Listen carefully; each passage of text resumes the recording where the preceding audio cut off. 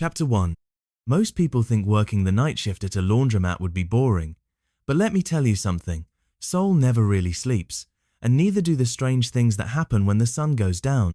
My name is Min-jun, I'm 22, and for the past 8 months I've been working the graveyard shift at Clean Dream Laundromat to pay my way through Yonsei University. Engineering doesn't pay for itself, and my family back in Busan can barely afford to keep my younger sister in high school, so here I am. The laundromat sits on a narrow street in Hongdae, tucked between a closed-down convenience store and a traditional medicine shop that's been there since my grandmother's time. During the day, this area buzzes with university students and young office workers, but after midnight, it becomes a different world entirely. The neon signs cast long shadows across empty sidewalks, and the only sounds are the distant hum of traffic on the main roads and the constant churning of washing machines. This story takes place during Chuseok Festival last year. You know, our Korean harvest festival when families gather to honor their ancestors. My grandmother always told me that during Chuseok, the veil between our world and the spirit world becomes thin. Ancestors return to visit their families, she'd say. But not all spirits that wander during this time are looking for their own relatives. Some are just lost. I used to roll my eyes at these stories, being a practical engineering student and all. But working alone in this place during festival season taught me that maybe, just maybe, my grandmother knew more than I gave her credit for. The laundromat itself is nothing special. 20 washing machines along the left wall, 10 dryers on the right, a few plastic chairs that have seen better days, and a small counter where I sit with my textbook spread out, pretending to study while watching over the place. The fluorescent lights overhead flicker constantly, casting everything in this sickly yellowish glow that makes even the cleanest laundry look dingy. The owner, Mr. Kim, is too cheap to fix them properly, so I've gotten used to working in this stuttering light that sometimes makes shadows dance in the corners of my vision. My shift runs from 11 at night until 7 in the morning, 8 hours of mostly solitude broken up by the occasional late-night customer. You'd be surprised how many people need to do laundry at 2 in the morning. There are the factory workers getting off their shifts, still covered in dust and grease, who nod at me politely before loading their uniforms into the machines. There's Mrs. Choi, an insomniac in her 50s who brings her bed sheets every few days because, as she once told me, clean sheets help her sleep better. Sometimes drunk college students stumble in, trying to wash vomit out of their clothes before going home to face their parents. Most nights, though, it's just me and the machines. I've developed a routine: check that all the machines are working properly, wipe down the folding tables, sweep the floor, then settle in with my engineering textbooks. The constant humming and spinning of the washers and dryers actually helps me concentrate. It's like white noise, rhythmic and predictable. But lately, things have been different. Small things at first, the kind of things you try to rationalize away.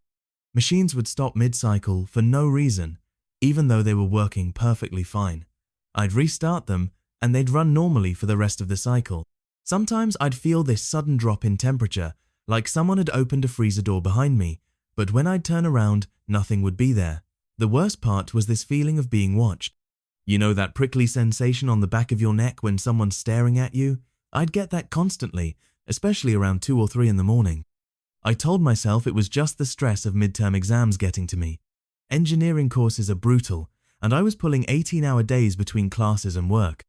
Sleep deprivation can make your mind play tricks on you, right? That's what I kept telling myself, anyway. But then, on the 3rd night of Chuseok Festival, everything changed. It was around 2 in the morning, and I was alone as usual, trying to work through a particularly difficult thermodynamics problem. The laundromat was empty, except for one washing machine running a late-night customer's load. The fluorescent lights were doing their usual stuttering dance, and I was getting that familiar feeling of being watched again. That's when I heard the door chime ring, signaling someone entering the shop. I looked up from my textbook, ready to greet whoever was coming in for late-night laundry, and that's when I saw her. An elderly woman, probably in her 70s, stood just inside the door. She was impeccably dressed in a traditional hanbok, deep blue silk with intricate embroidery that seemed to shimmer under the flickering lights. Her grey hair was pulled back in a perfect bun, and she carried herself with the kind of dignity you don't see much anymore. What struck me as odd wasn't just her formal dress at 2 in the morning, but how clean everything about her looked. In a dingy laundromat where even the newest customers looked a bit worn down by the late hour, she appeared absolutely pristine, like she'd just stepped out of a family portrait from decades past. Chapter 2. She came back on Wednesday. I was folding a customer's sheets when the bell chimed, and there she was, again the elderly woman in the traditional hanbok. This time, her dress was a deep indigo blue with silver embroidery that caught the fluorescent lights like captured starlight. Her hair was arranged in the same perfect chignon, not a strand out of place, held with what looked like antique jade pins. "Good evening," she said, in that same formal Korean, bowing slightly. Her voice carried the weight of old customs, the kind of speech my grandmother might have used decades ago. "Good evening, Hermione," I replied, using the respectful term for an elderly woman. She smiled at this, and I noticed her teeth were perfect, too perfect for someone her age. She carried the same small bundle wrapped in cloth, moving with deliberate grace to an empty chair near the window, but again, she made no move toward the washing machines. Instead, she sat and watched me work, her dark eyes following my movements with an intensity that should have been uncomfortable but somehow wasn't. This became our routine. 3, sometimes 4 times a week, she would appear just as the evening crowd was thinning out. Always the same bundle, always the same purposeful walk to that chair by the window. I began to look forward to her visits, though I couldn't quite explain why. It was during her 4th visit that she first spoke to me beyond pleasantries. "You're studying literature at the university," she said, not a question or statement. I paused in sorting quarters from the register. "How did you use? I am." "Your great-grandmother would be proud. She loved poetry, you know, wrote beautiful verses about the mountains near Jeonju." My hands stilled completely. My great-grandmother had died when I was 5, and while I knew she'd lived in Jeonju, I'd never heard about any poetry. My own family rarely spoke of her literary interests. "You knew her?" I asked, turning to face the woman fully. "In a way," she replied, her smile enigmatic.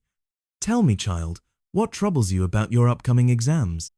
The conversation flowed naturally from there, despite the strangeness of the situation. She asked about my studies, my family, my dreams of maybe teaching literature someday. Her questions were specific, personal, as if she'd known me for years rather than days. "Your literature professor, the one with the grey beard who always wears brown suits, she'll ask about the symbolism in late Joseon poetry on your midterm," she said during her 7th visit. "Focus on nature, imagery, and political allegory. Trust me on this." The specificity was unsettling, but I found myself taking mental notes anyway. What disturbed me more was how other customers seemed to look right through her. Just last Tuesday, a harried mother with 3 children had walked directly past the woman's chair, her toddler's ball bouncing right by the hanbok silk hem, and there was no acknowledgement whatsoever. The mother had even sat in the chair directly across from her, never once glancing in her direction. I began to pay closer attention to these interactions, or lack thereof. When she was present, which was becoming increasingly frequent, other customers would walk around her space without seeming to see her. They'd choose seats farther away for no apparent reason, leaving a conspicuous empty circle around her corner of the laundromat. The temperature drop started around her 3rd week of visits. At first, I attributed it to the building's old heating system, but the pattern was too consistent to ignore. Whenever she arrived, the air would grow noticeably cooler, my breath sometimes visible in small puffs. Other customers would pull their jackets tighter and complain about the broken heater, but they never seemed to connect it to her presence. Then there were the security cameras. Every time I checked the footage, the next day part of my closing routine, the recordings would glitch during her visits. Static, digital artifacts, sometimes complete blackouts during the exact time frame she was there. And the coins. She always paid for something a small fee for sitting, she claimed, though we'd never charged for that before. The money was always exact change, always old coins that felt heavier than they should, bearing dates from the 1960s and 70s. They looked authentic, felt authentic, but something about their pristine condition seemed impossible. After her 10th visit, when she'd accurately predicted not only my midterm questions, but also advised me to call my mother because she was missing me more than usual, I finally gave in to my growing curiosity. That night, after locking up, I went home and opened my laptop. I needed to know more about this building, this place that seemed to attract something beyond the ordinary. The search results that greeted me made my blood run cold. Chapter 3. The newspaper archives from 15 years ago painted a picture I wasn't prepared for. Elderly woman found dead in apartment after 3 weeks. Read the headline from the Seoul Daily. The accompanying photo showed a modest brick building, the same building that now housed our laundromat. My hands trembled as I scrolled through the article. Mrs. Park Jong-soon, 73, was discovered deceased in her third-floor apartment after neighbors reported water damage from an overflowing washing machine. The victim appears to have suffered a fatal heart attack while doing laundry. With no immediate family, Mrs. Park's death went unnoticed for an estimated 3 weeks until building maintenance investigated complaints of flooding. I stared at the screen until my eyes burned. The photograph showed Mrs. Park in happier times, the same face, the same gentle eyes, the same perfect posture I'd been seeing for weeks, but this Mrs. Park was definitely, unquestionably dead. The follow-up articles were even worse. No funeral services, no mourners. The building had been converted to commercial space 2 years later, and our laundromat had been built directly over what had been her apartment. My stomach dropped as I realized something else. The washing machine she always sat beside the old whirlpool in the corner that we kept meaning to replace according to the building's renovation records, it was positioned exactly where Mrs. Park's own washing machine had been, where she had died. The next evening, she appeared as usual, but this time, I was ready. "Mrs. Park," I said quietly as she settled into her usual chair. She looked up at me with those two knowing eyes and smiled. "You've been researching. You died 15 years ago." My voice came out steadier than I felt. "Yes," she said simply, smoothing her hanbok with careful hands. "I was doing my washing, Tuesday evening, just like this. I felt a sharp pain in my chest and then," she gestured vaguely, "then I was still here, but different." "Why?" The question came out as barely a whisper. Mrs. Park was quiet for a long moment, watching the hypnotic tumble of someone else's clothes in the machine where she'd breathed her last. "I had no children," she said finally, "no one to guide, no one to share my mistakes with so they might avoid them. I lived alone and I died alone." Her voice carried a sadness so profound it made my chest ache. "But then young people started coming here, students like you, facing choices, struggling with decisions. I found I could help." She looked at me with something like gratitude. "For the first time in my life or afterlife, I had a purpose.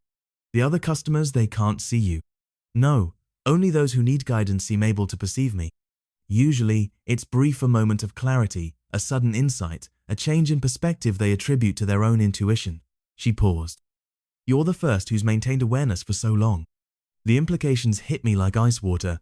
"How long have you been talking to me?" 3 weeks, she said gently. 3 weeks. 3 weeks of conversations I treasured, of advice that had genuinely helped, of a growing affection for this grandmother figure who'd brightened my monotonous job. 3 weeks of building a relationship with someone who'd been dead since I was in elementary school. "The security footage," I said, understanding flooding through me with horrible clarity, "will show you talking to an empty chair, yes. Others who worked here before have done the same thing. They usually quit after a few weeks, convinced they're losing their minds." I thought about all those evenings, all those personal conversations, all the times I'd thought we were having meaningful exchanges. Had I been talking to myself? Had I been going insane this whole time? "You weren't talking to yourself," Mrs. Park said, reading my expression. "I was here. I am here. Just because others can't see our conversation doesn't make it less real." As she spoke, I noticed something that made my heart race-ish, was becoming translucent. The chair was visible through her hanbok, and her carefully arranged hair seemed to be dissolving at the edges. "What's happening to you?" "I think," she said with a smile that was both sad and peaceful, "my time here is ending. For the first time since my death, I feel complete. I've helped someone who truly needed it, had real conversations, shared my experiences with someone who listened." "But I need you," I said, surprised by my own desperation. "No, child, you needed confidence in your own wisdom, and now you have it." Her voice was growing fainter. "Trust yourself. Your instincts about people, about choices, they're good ones." The fluorescent lights flickered once, and when they steadied, the chair was empty. I was alone. Chapter 4. The charm was waiting for me the next morning.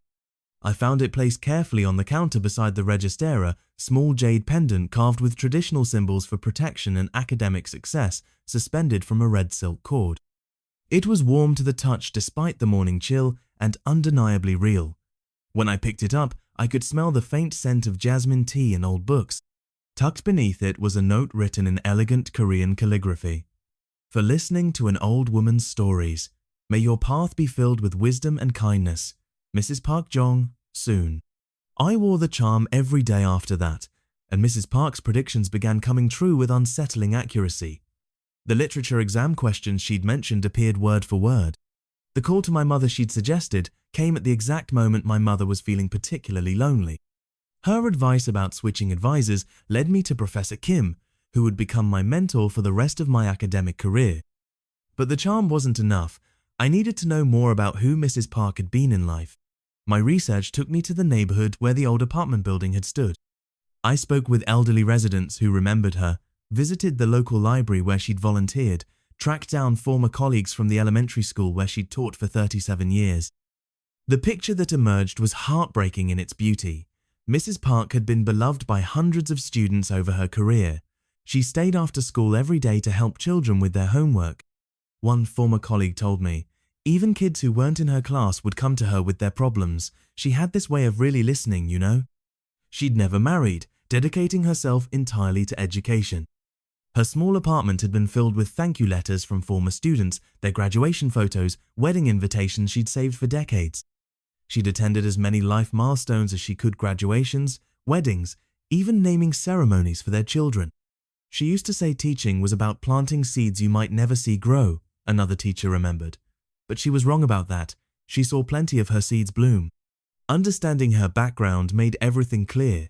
Mrs. Park had spent her entire life guiding young people, and death hadn't changed that fundamental part of who she was. She'd found me because I needed guidance, and I'd been able to see her because I was open to receiving help. I began leaving small offerings at the washing machine where she did a cup of jasmine tea, traditional rice cakes, sometimes just a single flower. I never saw her again, but occasionally, during particularly stressful moments, I'd feel a familiar warmth and catch the slightest hint of jasmine in the air. The most significant change came during my junior year, when I switched my major from business to education. My parents were confused, my academic advisor concerned about career prospects, but I knew it was the right choice. Mrs. Park had shown me that helping others find their way was the most meaningful work imaginable. Years later, now teaching literature at a middle school not far from where that laundromat used to be, I often tell my students about Mrs. Park. Not the supernatural aspects that would frighten them, but about her dedication, her belief that every young person deserves guidance and support. In Korean culture, I tell them, we believe that our ancestors continue to watch over us, that their love and wisdom don't end with death. We honor them not just with ritual ceremonies, but by living the values they taught us. I encourage my students to spend time with elderly neighbors, to listen to their grandparents' stories, to remember that everyone around them has lived through experiences that could teach them something valuable. The jade charm hangs in my classroom now, catching the afternoon light as my students work on their essays.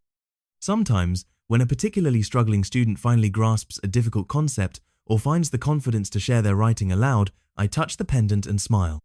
Mrs. Park taught me that connection transcends the boundaries we think separate us: life from death, young from old, stranger from family. She showed me that being truly heard is one of the most powerful gifts we can give another person, and that sometimes the most important conversations happen in the most unexpected places. The laundromat was torn down 5 years ago, replaced by a modern coffee shop. But on quiet evenings when I'm grading papers and the jasmine tea beside me grows cold, I sometimes feel her presents a gentle reminder that the work of guiding others, of planting seeds in young minds, continues across all boundaries. Some spirits, I've learned, don't haunt places or people, they inspire them.